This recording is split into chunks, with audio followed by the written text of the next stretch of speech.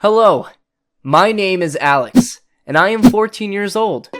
Since my parents separated, I have been studying and living at an expensive boarding school paid for by my father.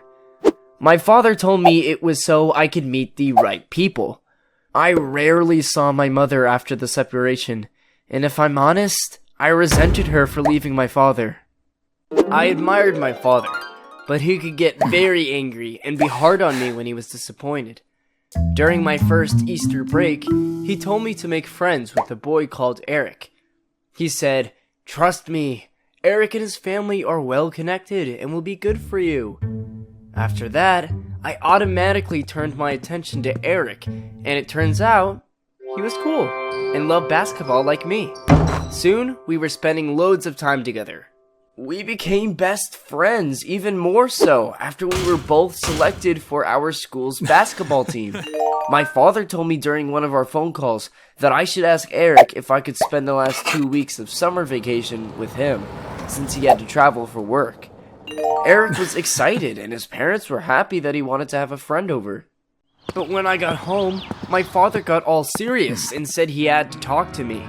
He told me that I must never repeat what he was about to say. He told me that Eric's father was a spy. He told me that while I was staying with Eric and his parents, I should load software on their router so that my dad could hack into their computers to see what they were doing. My father explained and showed me everything in detail, but then insisted we never speak of it again. I should forget about all of this after I complete my task.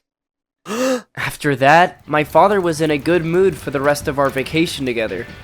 I felt guilty about Eric. I didn't say anything to my father so he wouldn't get angry. Eric was my best friend. How could I betray him like that?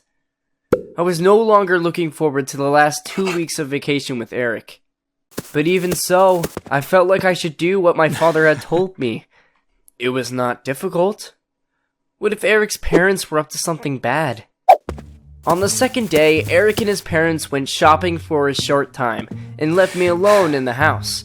Without a second thought, I uploaded the spyware onto their computer. It only took a few minutes. I felt terrible afterwards. I let Eric down, and he and his parents had been nothing but nice to me. Eric had noticed I wasn't my usual self too, and asked me what was wrong. He said, "Friends talk about everything," but I just closed up. Back at boarding school, our friendship was no longer the same as when I was with him. I just felt so bad. Then one day Eric was picked up by his mother in the middle of class. Shortly afterwards, a classmate told me that his father had been arrested for industrial espionage, that he was a spy. My father had been right. That evening, I had a video call with my father. I told him what had happened at school with Eric. He got angry and said, "We don't talk about that, you know that?" And he ended the phone call. I was sad and didn't know what it all meant. How could my father just put all this on me and not explain? During the autumn vacations, my father was in a good mood again. He showed me his new car, a very expensive sports car, and said we didn't have to worry about money now, and we would start going on great vacations. And the Maldives was amazing. Father was much more relaxed, and we had a lot of fun together. But somewhere deep inside, I still felt guilty over what I'd done to Eric. After I went back to school, a girl from my class, Mia, suddenly sat next to me, where Eric had used to sit. We soon became friends and studied together, laughed about the same things, and shared our struggle with exams. Eventually, we fell in love. It was like it was all meant to be. The next time I Skyped with my father, I was excited to tell him all about Mia, but he didn't share my enthusiasm. "Mia who?" he asked. When I told him her name was Mia Schneider, he suddenly changed his tune and perked up. He said, "From the Schneider's engineering group?" I told him I didn't care who Mia's parents were, but he was adamant I should. I was irritated because he was so interested in Mia's family. When I came home for Christmas, my father immediately asked me if everything was alright with Mia and me. If I was trying hard enough.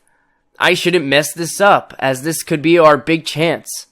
For the first time, I answered him back. I told him to stop, that Mia wasn't a chance. She was my girlfriend. I was extremely uncomfortable with his strange views on us.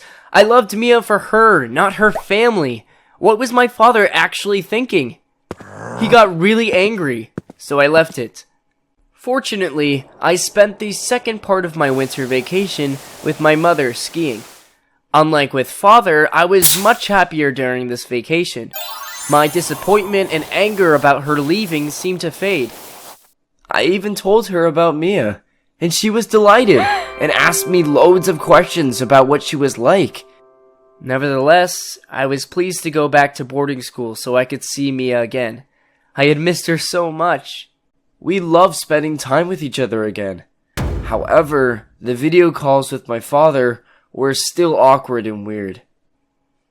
Unexpectedly, Mia's parents invited me to their home for Easter. I was relieved not to have to spend that time with my dad, but how would he take it that I wasn't coming home for Easter? I was not prepared for what happened the next time I spoke with my father. He was overjoyed when he heard that I was going to spend Easter with Mia.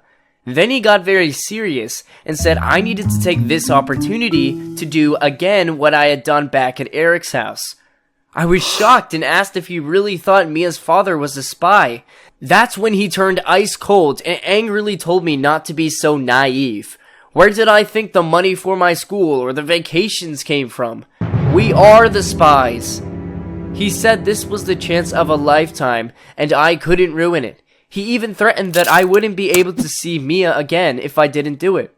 So, I agreed, just wanting this horrifying conversation to end. There was no way I would do that to Mia.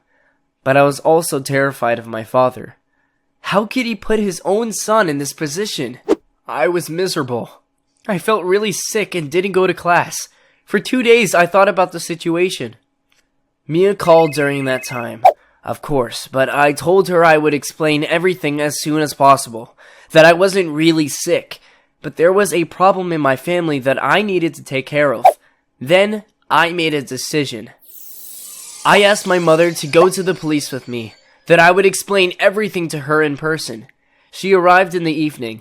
I told her everything, about Dad making me spy on Eric and now Mia. The next morning, we went to the police together and had a very long conversation with an officer of the Special Economic Crime Unit. A few hours later, the police installed a camera in my room. 2 officers and my mother were with me when I called my father. I was shaking inside. I told him I would do what he wanted, but only if he told me everything about Eric's family. He resisted at first, but then had no choice, because I threatened to go to the police if he didn't. At first, he laughed, said I would never have the guts to do that. I'm not a kid anymore, I said, and I want to know as much as you do, or no deal. I asked him question after question, and he explained everything. With this evidence, the CID convicted my father and those working alongside him. I'm sure it will take me a long time to process how my father manipulated me into doing what I did. I know I did the right thing by going to the police. Eric's father got his job back, and Eric came back to boarding school. We talked it out, and after a long while, we found our old friendship again. Eric now understands that at first I trusted my father more than him and his family. And the best thing, Mia and Eric get along great. Above all, my relationship with my mother has gotten much better.